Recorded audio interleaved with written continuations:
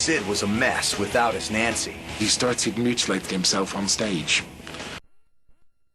Punk rock, right down to the tragic ending. Their love for each other was only eclipsed by their lust for drugs. Our number 2 act of Love Gone Wrong features the dark romance of Sid and Nancy.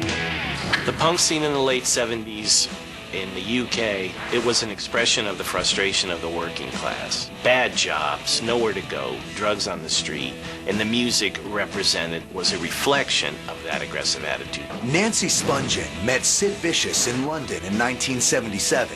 He was the bass player of the Sex Pistols. She was a punk rock groupie. The two tortured souls were drawn to each other immediately. The two of them together there was a chemistry there that just shouldn't have happened. I mean, they were like dynamite together, and when they got together, they exploded. Sid and Nancy were soon inseparable. The couple moved into a friend's flat and shared a dirty mattress on the floor. They had few belongings, but the troubled girl from Philadelphia brought plenty of baggage. No one liked Nancy. Simple as that. Nobody liked her. To the other band members, it was just that once she was around, Sid could think of nothing other than Nancy. Singer Johnny Rotten begged the bass player to get rid of Nancy, but there was no turning back. Sid was in love. Nancy could have been perceived back then as the punk rock Yoko Ono because she was taking the attention of a key member of the band. In early 1978, the Sex Pistols traveled to the U.S. Nancy stayed behind in England. The tour was a flop, and Sid was a mess without his Nancy. He started mutilating himself on stage.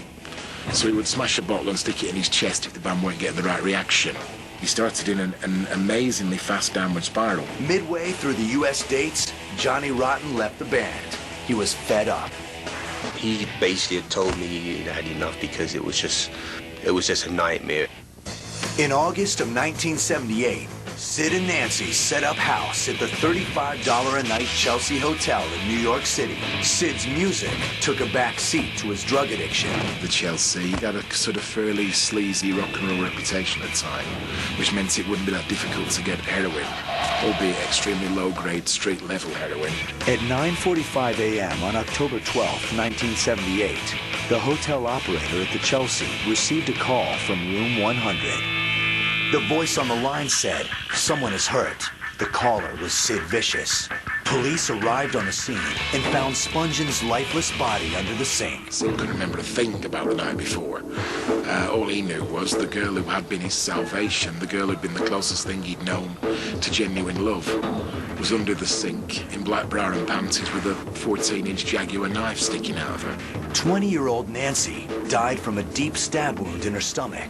Sid was arrested, charged with Nancy's murder, and released on $50,000 bail. I think Sid had nothing to do with it. Somewhere along the line, he made a statement when he was completely out of it, which was the wrong thing to do. He would not do that to her. 10 days after her death, Sid attempted suicide.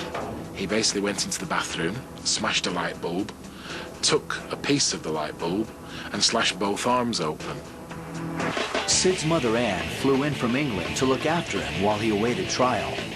Vicious tried rehab, but the pull of heroin was too strong. Once out on the street, he was quickly using again. Anne had been a heroin addict and had taken the cold turkey route. She said, "I didn't want my boy going through that." She bought him small amounts.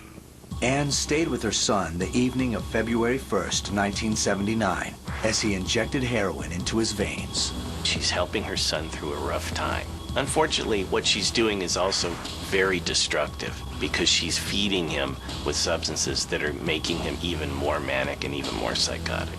The next morning, she took him a cup of tea, but her son was dead. Sid Vicious was only 21 years old. I think the question surrounding Sid's death of being overdose or suicide, I think basically, for me, it's a combination of both. I don't think he was strong enough to continue without Nancy. About the Sid and Nancy relationship and their story is they are like the archetype tortured souls that meet within the enclave of rock and roll.